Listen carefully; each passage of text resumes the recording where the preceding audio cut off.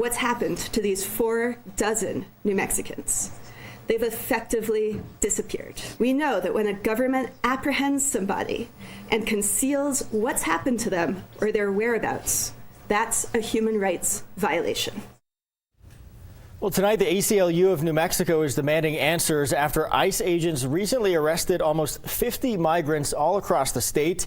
The ACLU has now filed a complaint with Homeland Security alleging human rights violations. Meanwhile, state lawmakers are busy debating 2 bills to try to strengthen New Mexico's immigrant-friendly status. Both of them are somewhat close to the finish line. Well, going from the Roundhouse to D.C., some of our federal lawmakers are very concerned about one of our military bases possibly being used to house migrants. Tamara Lopez has been working to get more information on the story for us today. So, Tamara, what can you tell us so far?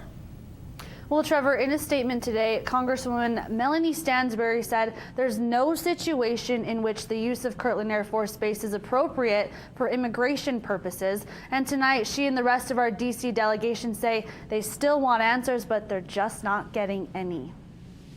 I don't think this is something that's been well thought out. That's how Senator Martin Heinrich feels about possible plans to use Kirtland Air Force Base to house migrants. In a New York Times report last month, Kirtland was one of several military installations on the list. Fort Bliss in El Paso was also named.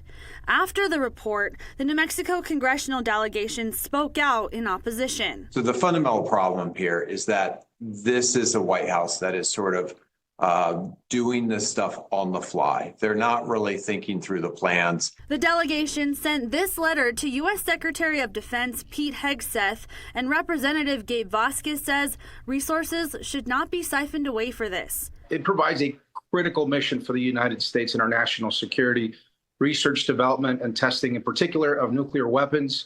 A lot of other non-traditional weapons testing that happens at Kirtland Air Force Base. They're also concerned about the people who live and work on base at Sandia National Labs.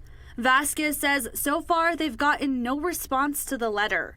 And there's still so many unknowns, like where the migrants would be housed, how many there would be, and how long they would stay.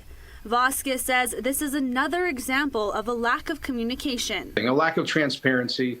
A lack of information that's coming down to us. Honestly, a lack of respect for the constituents who voted for us, because it's our job to be able to deliver that information to our constituents about what's happening in their backyards.